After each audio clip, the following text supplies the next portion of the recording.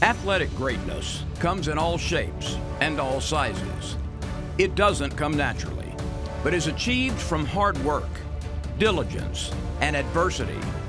Along the journey, there's opportunity, and there's always struggle. There is triumph, and there is defeat, and there is always a story behind the glory. There's a long list of successful athletes who do not call the Bayou State home, but will always be remembered for the impact they had when a part of their journey brought them to Louisiana. This is true for wrestling phenomenon Kevin Jackson, a two-time state champion from Michigan, who was a three-time All-America at LSU. His career would take him back north when the Tiger wrestling program ended in the mid-1980s, but that short stint in the Bayou State would make a lasting impact on the character of Kevin Jackson. We met at LSU when you wrestled here, and LSU dropped the program. You went on to Iowa, but then you went on to be a world and Olympic champion.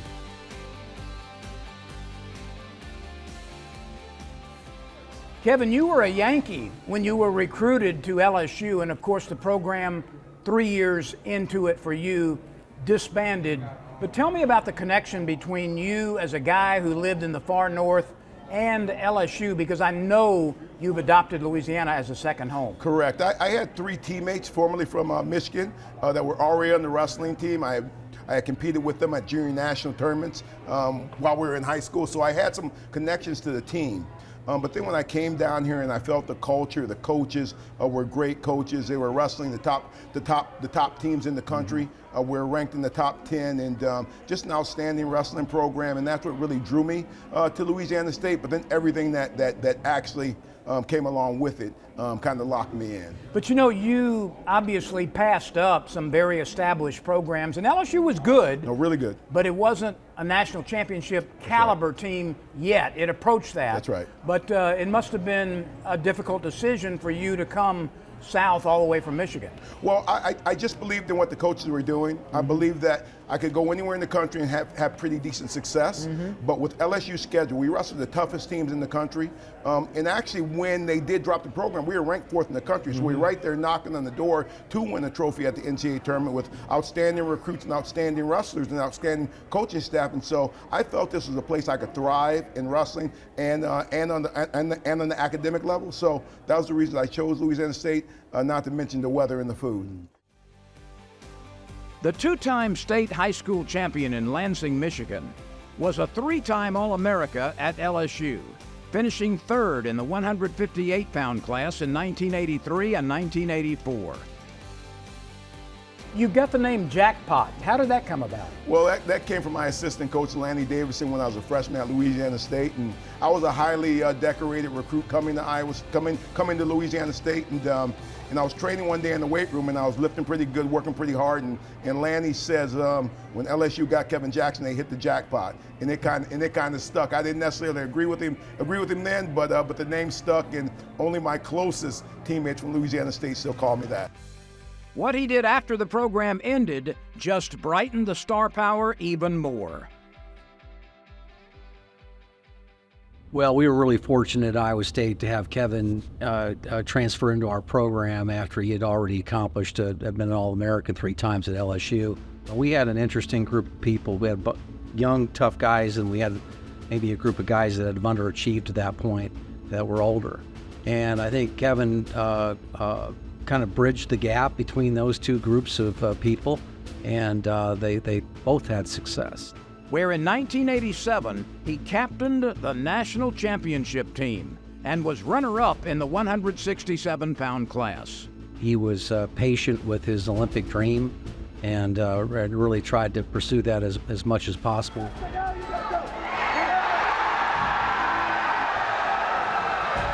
Jackson would go on to win the gold medal in the 181-pound class in the Barcelona Olympics in 1992. And won gold in both the 1991 and 1995 Pan Am Games and World Championships, giving him 5 major wins in a 5-year period.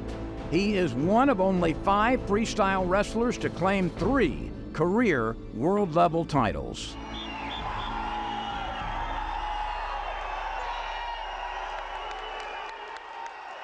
I'm going to have to refer to my notes because there's so many accolades that I want to mention right now.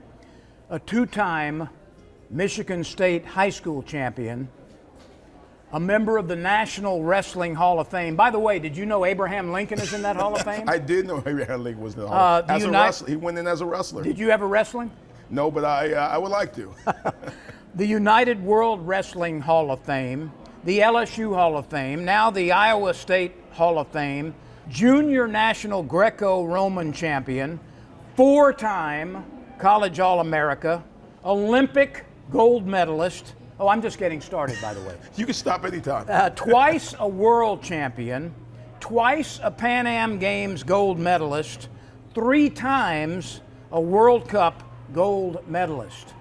Kevin, how physically challenging is it? What sort of preparation, what sort of skill set and strength set and mobility set is necessary to achieve what you have? Well, I think wrestling is probably the hardest sport in the world. Because you're using all the muscles in the whole body. You're actually trying to exert force against another human being to try to take that human being from a position that he's in to a position that he doesn't want to be in, meaning that you want to take him from his feet to his back or his feet to the mat, those type of things in a physical fashion. And so it's a sport that involves, whether it's strength, whether it's conditioning, endurance is a huge part of the sport. And if you ask a lot of football coaches, they really do like wrestlers on their team. Even at the professional ranks, and you see wrestlers actually performing at the NFL level and the college level. Several Hall of Famers are former wrestlers. And so wrestling was a sport that I was attracted to. I was good at. I had the physical tools to be good at that as well. And then I had the mental fortitude to really train and compete the way you must in a sport like wrestling, because it truly is hand-to-hand combat. What was it about wrestling, though, that drew you into the sport full-time and 100%? Because it's not a glamour sport for the most part. The money is limited compared to other sports. The opportunities are limited compared to other sports. It seems to come to the forefront during the Olympics every 4 years, but in between, not so much. That's right. How was it for you in wrestling? What was it that actually attracted you and said, this is something I want to do and learn? Well, I think wrestling is a direct reflection of life. You're responsible, you have an individual responsibility for how you succeed and how you move forward in life. And in wrestling, you win or lose with decisions you make at that moment. So it all falls on you. So when I would play basketball and football, we lose a game in basketball and the quarterback threw an interception. The running back fumbled the ball. Somebody missed the tackle. And so there was always people to blame. But in wrestling, it's only you out there against another opponent. And so I really welcomed that.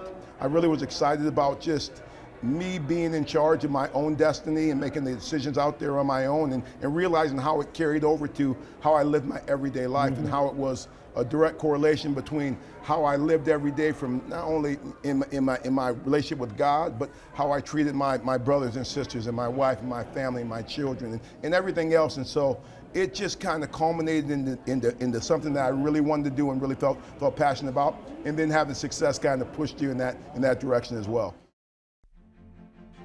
He joined USA Wrestling in 2001 and was the freestyle coach for the United States at the 2004 and 2008 Olympic Games. After his last year of eligibility, he was in the room and with us and part of our staff, and again, that charisma that Kevin had. You get to understand yourself a little bit more as a competitor when you get a chance to coach. He also served as USA Wrestling's National Freestyle Development Coach and presently is an assistant coach at the University of Michigan. Stepping, popping, and slamming. He's a lot of fun. Anybody that knows him knows how fun KJ is, knows how enthusiastic he is, and what a spirited person he is. So super fortunate that he's here at Michigan, and we're able to coach alongside each other again here at Michigan and do some really special things with athletes. He's always been an athlete-minded coach, but it's just been a lot of fun, and he's just one of those really special people. If you get to spend a lot of time around him, you're fortunate. We got to recheck, rethink, be clear, and lock in on just wrestling.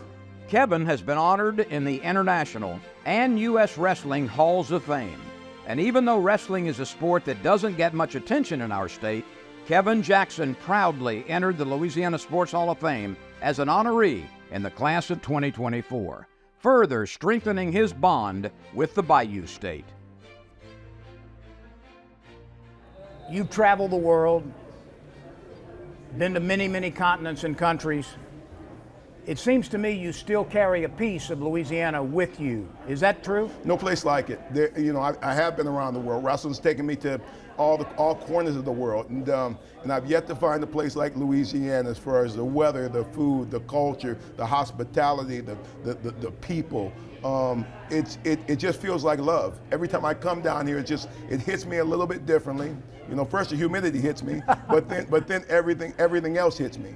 And the warm reception that I've always gotten when I'm down here, one of the reasons I sent my daughter to University of New Orleans to play volleyball was because I knew she was going to be taken care of, and I knew she was going to see a culture. She was going to experience different foods that she won't experience away from Louisiana, and just everything that Louisiana has to offer is available here, and I'm welcome just like a son when I come back. And then I try to share what I've experienced from the places that I've competed at and the championships that I've competed in, and I just try to share that information and knowledge in a passionate way, in a loving way, where it's sports and you want to win, but at the end of the day, it's about the journey, how hard you work, in the direction that you really follow to get there. I think that brings the best memories, and I would never have fathomed or even thought about my career ending in a place like this. Never through my wrestling. I never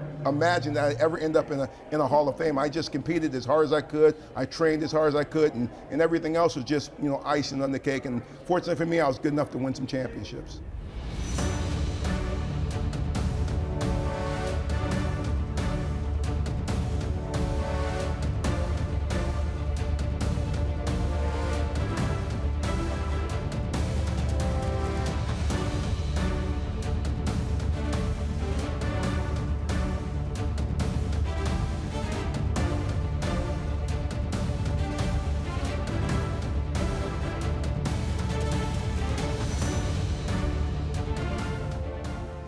If you enjoyed this conversation, the Louisiana Sports Hall of Fame Museum has exhibits and stories about Louisiana's sports greats. Natchitoches is where history and fun blend with our state's rich sports culture. Find travel planning tips at natchitoches.com.